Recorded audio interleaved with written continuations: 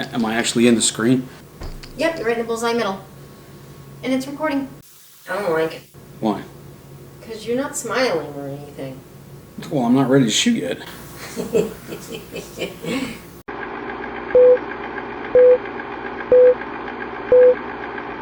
Hello everyone, FG returning again. So this is going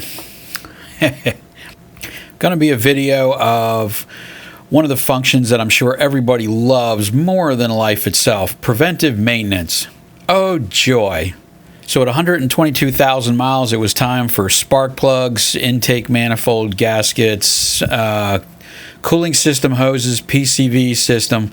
Yeah, pretty much just about anything and everything that you can almost imagine. Not a ton of fun, and I went ahead and did this over a period of a couple of days, so this is actually kind of catching up on projects that have been completed in the last month. Although if you're 30-some years younger than me and feeling really froggy, you could probably do all of this in one day, but I'm going to bet you're probably going to be tired, regardless. Unfortunately, for those of us who are older folk, it takes us a little while longer. So anyway, without further ado, I'm going to jump in. So diving right into the upper engine section maintenance, I went ahead and did the upper radiator hose and also removed the intake manifold. 3 spark plugs on the passenger side. I'm sure that you've ever noticed how much fun they are. Some people swear you can do them with the intake manifold in place. Looking at my engine bay, especially with the fuse box that I have in place in that area, did not fill me with delight, so I went ahead and ordered all new intake gaskets and the O-ring for the throttle body. Don't forget that one. That's important as well. And one bright sunny morning, I went ahead and pulled the intake manifold off and did the spark plugs on the passenger side, along with brand new coils. You'll see those in the photos. I got high output coils from Z1. They seem to be very high quality, and they fit perfectly. Had no issues on the install. Note that I was following all factory directions when putting them back in. I did put Antiseize on the spark plug threads. I know some people have a lot of argument about that, whether spark plugs get Antiseize or not. In my opinion, with a steel object screwed into an aluminum cylinder head, I think it's a crazy idea not to. A couple of the spark plugs coming out were a little stiff, and I wasn't liking it. The center spark plug on the driver's side, when I had pulled that a couple of weeks back, did fight me a little bit coming out. I thought it took a lot more work than it should have, and that gave me some concern. But when I got the spark plug out and got a look at the threads, they really weren't too bad. There was a small amount, I think maybe trace aluminum that seemed to be clinging to the threads. And when I went to run the new one back in, it did fight a little bit, but nothing that gave me real concern, and it tightened up fine. So I wasn't really too worried about it. And if you look at these spark plugs that go into the Frontier, you'll notice that they're the complete opposite of some of the Ford V8 spark plugs that only had 4 or 5 threads of engagement, and they were known to blow their spark plugs out. These have a ton, so when you go to put them back in, you'll notice that you're spinning and spinning and spinning and spinning, and I would do them by hand. Honestly, I would never use power tools of any sort, pneumatic or electric, to install spark plugs. Just my opinion. Anyway, spark plugs get torqued to 18 foot-pounds. If you have installed Antiseize on the threads first, you should probably dial that number down to an indicated 12 to 13 foot-pounds, and they will be tight enough. The ignition coil hold-down bolts are 62 inch-pounds, not foot-pounds, 62 inch-pounds, and I put dielectric tune-up grease inside the boot and also in the electrical connector that snaps on the low voltage side up on the top after those are installed. Moving along from there, you will see the PCV system also is now completely exposed. The PCV valve is located on the rear of the passenger's cylinder head cover, which is going to be very difficult, if nearly impossible, to access with the intake manifold in place. So I would strongly recommend, if you decide to pull this to do spark plugs, do everything at once. You'll see in the photos where the PCV hoses are located. There's one that's kind of a capital C shape that you'll notice is bright red in the photo, and that goes between the cylinder head covers, rocker covers, valve covers, whatever you'd like to describe them as. That one is pretty much mostly impossible to replace with the intake manifold in place. There are also two hoses on the rear. One of them comes off the intake manifold and goes to that self-same PCV extractor valve on the back of the passenger cylinder head, and the other one goes from the brake master cylinder booster to the rear of the intake manifold. I would recommend strongly that you replace all of those at the same time.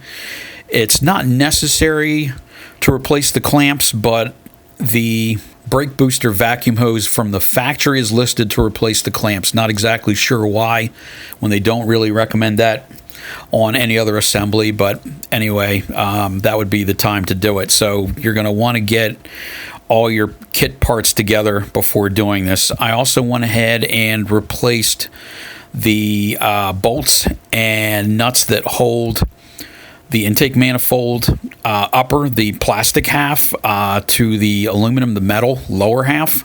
There are 5 bolts and 2 studs, which then get the nuts installed. Those are only tightened to 8 foot-pounds, so be very cautious with those.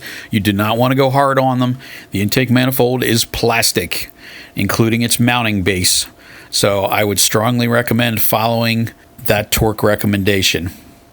The support bracket for the intake manifold on the passenger side, which can be a bit of a nightmare to get your hands on as well, has 2 upper bolts and 2 lower bolts. Those are torqued to 15 foot-pounds. There is a main wiring harness that passes directly behind the rear of the intake manifold. That harness is held in place with a couple of clips, and there's a steel bracket which is bolted to the rear of the intake assembly. You're not going to be able to remove the intake manifold completely without disconnecting that. I simply went ahead and pulled both of the bolts out of that bracket and removed it, and just took the harness and wire tied it up to the area right under the cowl where I already had some other wiring, and did not replace that bracket. It was a real pain in the neck. A couple of the bolts are in a really terrible spot, and obviously this thing was installed as the engine was being assembled on a stand somewhere. They do not make these things easy to maintenance in the field. So when reinstalling the manifold, make sure, as the photo shows, that you have all of your new O-rings in place. They are actually separated pairs of 2.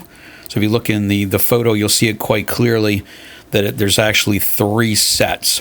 Sometimes they're sold as a complete with all 3 together in a bag. Sometimes they're sold individually, so don't get trapped by that and order it thinking you got them all, and you go to open it up and you're short 2 pairs. That could be a big problem. I ordered mine from Z1, and they actually did sell them individually. So make sure that you have the correct quantity before putting everything back together. And if you are going to leave the throttle body connected to the electrical system, which I would recommend, due to the fact that if you unplug the throttle body electrical connector, the manual states that you must then do a relearn for throttle position. What's the matter with you? I'm trying to think, but nothing happens. Which is also another pain in the neck. So I left mine connected and the coolant hose is in place. I simply pulled it forward a little bit after removing the 4 bolts, and then just pushed everything back together again when that was all done. The throttle body retaining bolts get retorqued to 74 inch-pounds. Unfortunately, these projects can easily find you going very deep down a rabbit hole. You start touching one thing and you look at something else and you're like, oh wow, I should probably replace that while I'm in here too, so I don't have to rip all this stuff out again to pull this and that, etc., etc. So I ended up, like I said, going down the rabbit hole. So in totality, I ended up replacing the serpentine belt tensioner assembly, the fan clutch mounting bracket bearing assembly, and the fan clutch itself. The fan clutch bearing comes as a unitized piece with the large aluminum plate that bolts to the front of the engine. At the same time, I replaced the thermostat with a genuine Nissan thermostat. Do not play with the aftermarket ones. often they are not built correctly. There is a small curved metal shield which directs the water flow through the thermostat. If that is not in place, and a lot of the aftermarket ones do not have that, you will either be running too cold or too hot, and you'll have all sorts of trouble and drive yourself crazy trying to figure out what you did wrong. And the only thing that you would have done wrong at that point was choose a thermostat which wasn't original equipment. You'll see in the photo that I installed the smaller of the two pipes first before installing the thermostat. That small hose is the oil cooler, is one of the oil cooler bypass hoses, and is a real bear to try to replace when the thermostat is already on the truck. I'd strongly recommend doing it in that order, putting that in place, as you can see, just with the one clamp, then installing the thermostat back into the engine, and then installing the lower radiator hose. The lower radiator hose upper clamp was much easier. There was a little bit of room, and it does have an angle to it, so it's much easier to get a hose clamp pliers into that space. So reinstalling the thermostat gets installed dry. There is a gasket that goes with it. You'll want to make sure that you get the correct one. I also went ahead and got an OE gasket for that. It has a little bit of a ridge. So what happens is when this goes in, it actually gets crushed a little bit and creates the seal. It's almost like an O-ring, but not exactly. The gasket has no glue or adhesive on it to keep it in place, and as you can see, the thermostat is vertical, so that was a lot of fun. They do not recommend using any RTV or any type of sealer for this application. It gets installed dry. The bolts are 10 millimeter, and I went ahead and ordered new ones while I was at it just to be sure I had no trouble with those. And while installing the bolts, I used my 10 millimeter magnetic socket with a short extension in place and stuck that onto the bolt head on the far left side to hold the bolt in place, which then allowed the gasket to hang on the bolt threads while pushing the thermostat carefully back into place. In the right side, there was a little more room, so I was able to use my fingers to hold that bolt. So I installed the two upper bolts first, which kept the gasket from slipping out of its proper location. Went ahead and just barely snugged those down, then installed the third one, and then went in a rotational pattern with my torque wrench till I got it up to full factory specification to tighten them. They go to 80 inch pounds, not foot pounds. Be careful. Some manuals have stated that they're 80 foot pounds. You'll rip the threads right out. Guaranteed. That's an aluminum housing. At this point, I had already removed the upper and lower fan shrouds and the plastic fan assembly from the front of the clutch, and then removed the clutch. The clutch is going to be a little bit of trouble. I used a large vice grip to get a grip on the shaft assembly, which then connects, as you see in the photo, with 4 nuts to the studs which are attached to the bearing assembly and the pulley. I would recommend removing the clutch before attempting to install the thermostat. It made everything much easier. The fan bracket and mount bearing assembly gets installed back onto the engine. That is 41 foot-pounds on those bolts, and the belt tensioner assembly is held in place by a single through bolt. That's also 41 foot-pounds. I purchased new bolts for all of those, just on the thought that I might have some trouble with them coming out. They didn't look too bad, but they were pretty heavily corroded, so I replaced all of them. The fan clutch to bearing studs and nuts, I replaced them as well. I ordered all new ones. There are 4 nuts and 4 studs. One of the nuts got chewed up while I was removing it. I ended up having to use a vice grip to get that loose. They were on there quite tightly. They're only supposed to be torqued to 71 inch-pounds, but it certainly took a lot more than that to get them loose. They were heavily corroded as well. So in this particular instance, I was very, very happy that I'd purchased new hardware and everything went back together nice and clean. At this point, except for the power steering pump, the alternator, and the air conditioning compressor, everything on the front of the engine was basically brand new.